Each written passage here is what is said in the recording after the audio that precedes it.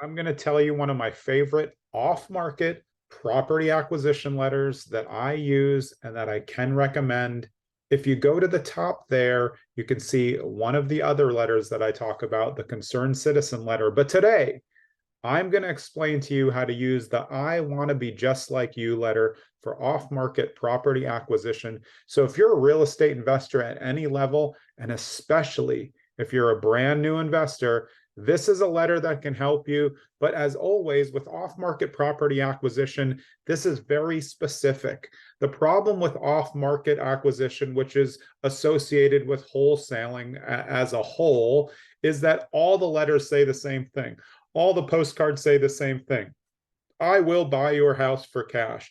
P.S. Most people don't give a crap about cash. They want you to solve their problem. And their problem isn't always money. That's for pre-foreclosure or foreclosures.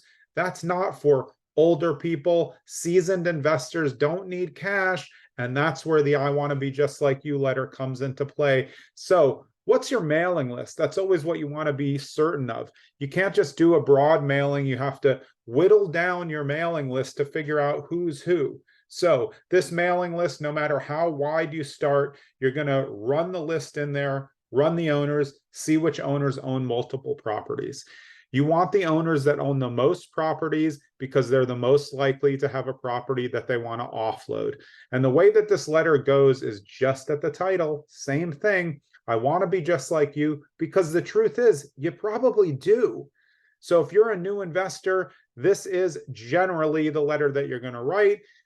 Dear Mr. Smith, I'm a local investor. I'm kind of new to this. I ran your address at 123 Main Street through a database, saw that you owned it. And when I looked back and ran your name through the same database, I saw that you own 8 properties in just 3 towns. I actually live in one of these 3 towns, insert town name. The truth is, I want to be just like you. I want to be an investor who owns multiple properties and manages them. I had a couple questions for you. The first one is, are any of those properties underperforming?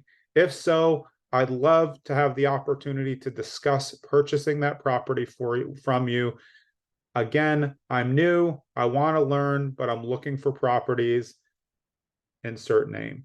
You can play around with the dialogues because I do this off the top when I'm here. I'm not reading from any script, but that's generally it.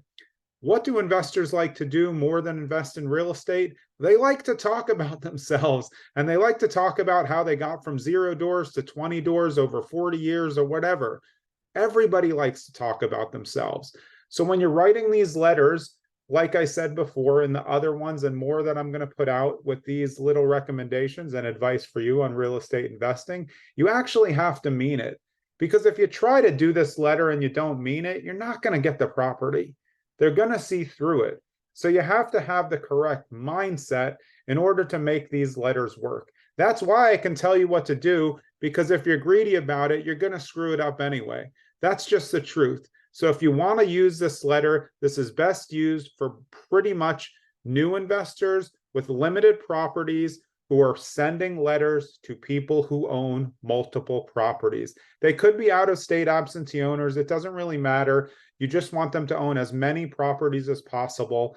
That's how it works. I hope this has been helpful. Again, I told you about the Concerned Citizen letter. The link is at the beginning, and I'm also going to be coming out with another one. It's called the Caretaker letter. Look for that video soon. I'm Jonathan Green. I've been investing in real estate for well more than 30 years. I grew up doing it with my dad when I was just like a child. I've been playing in foreclosed homes and dirt dumps for my whole life. I hope these tips help you as you start your journey or you continue your journey as a real estate investor. You can get a lot more tips from me in my podcast. It's called Zen and the Art of Real Estate Investing. We're recording up. We're almost at episode 80. Give it a listen. Thanks for watching.